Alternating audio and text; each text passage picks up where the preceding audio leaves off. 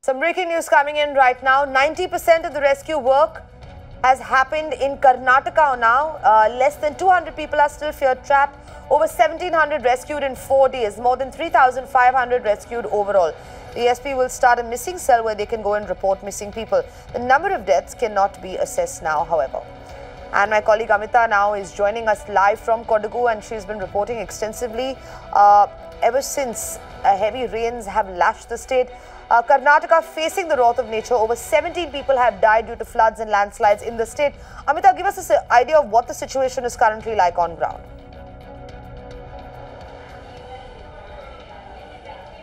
Well, the number of deaths and missing persons that we've been reporting is as of a couple of days ago, Sanjana. The real number has not yet come out. We've been talking to the DGP, who's told us that the number of deaths cannot be ascertained as yet. But so far, he says that at least 90% of the rescue operations have taken place. Because remember, this entire area is a hilly region, which means that 10 to 12 villages on atop these hillocks have just washed off because of heavy rainfall and landslides have taken place in these villages, which means all of the people there had to be rescued.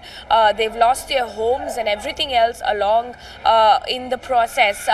So far, confirmed number of deaths is about 6, but that is as of 3 to 4 days ago. We don't have a correct number yet, but the DGP has told us that they're going to start a missing cell soon to ensure that people can contact that particular number. We will put out that number as soon as we get it, but that number will help people call and register a missing complaint as well. The rescue operations will continue until then. We also hear that some of the areas like Mukodlu and Makandur, these are villages 5-6 kilometers away from the main city Madikeri here in Kodagu district. These villages are still badly hit because half the roads have caved in because of landslides, and from there on it's about 6 to 7 kilometers by trek. We've spoken to the Chief Minister yesterday, who told us that helicopter cannot be used, airlifting cannot happen because of bad weather conditions. That is why NDRF team, along with the army, has had to trek 6 to 7 kilometers to get to people. Less than 200 people at least are feared trapped. Right. Amita, we also understand that the Chief Minister yesterday, as you spoke with him, conducted another aerial survey. There's been a massive rescue operation that has been launched in the districts. Heavy rains in Madikeri have literally left people in shambles. But the Chief Minister maintains that the situation is limping back to normalcy. It's under control right now. But what is the situation really like on ground?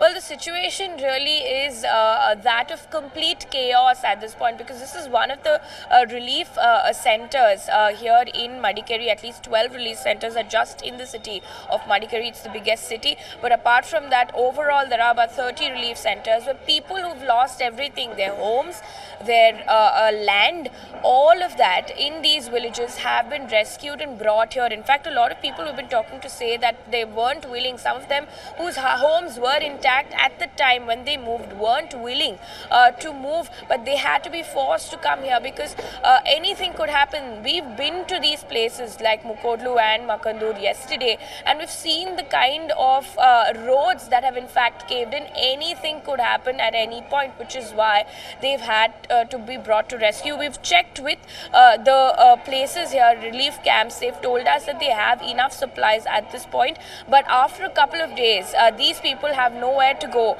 at least for a while now. So after a couple of days, they will require help from the government, and as much donations as possible is what we understand. I'm just going to quickly get in one or two reactions from people who've lost everything. This is 23-year-old who's lost her home and her land and was reluctant in fact to come in. ನೀವೇನಕ್ಕೆ ಬರಕ್ಕೆ ಇಷ್ಟಪಡ್ತಿರಲಿಲ್ಲ? ಮನೆಗೆ ಏನು ಇವಾಗ ಆಗೋದಿಲ್ಲ, just ಒಂದು ಪ್ಲೇಸಿಂದ ಇನ್ನೊಂದು ಪ್ಲೇಸಿಗೆ ಆಗ್ತಾ ಇದೆ ಅಂತ ನಾವು ಸುಮ್ಮನೆ ಇದ್ವಿ. ಬಟ್ ಅದು RSS ಅವ್ರು ಬಂದ್ಬಿಟ್ಟು ಇಲ್ಲ, ನಿಮಗೆ ಸೇಫ್ ಇಲ್ಲ, ಇಲ್ಲಿ ಬನ್ನಿ, ಸೇಫ್ ಆದಮೇಲೆ ನಿಮ್ಮ ಮನೆಗೆ ನೀವು ಬರ್ಬೋದು ಅಂತ ಹೇಳಿ ಕರ್ಕೊಂಡು ಬಂದರು. ಬಟ್ ಈ ನಮ್ಮ ಮನೆಗೆ ಈಗ ಸೇಫಾಗೇ ಇದೆ. ನಮ್ಮ ನೇಬರ್ಸ್ಗೆಲ್ಲ ಸ್ಪಾಯಿಲ್ಸ್ ಆಗಿದೆ ಮನೆ.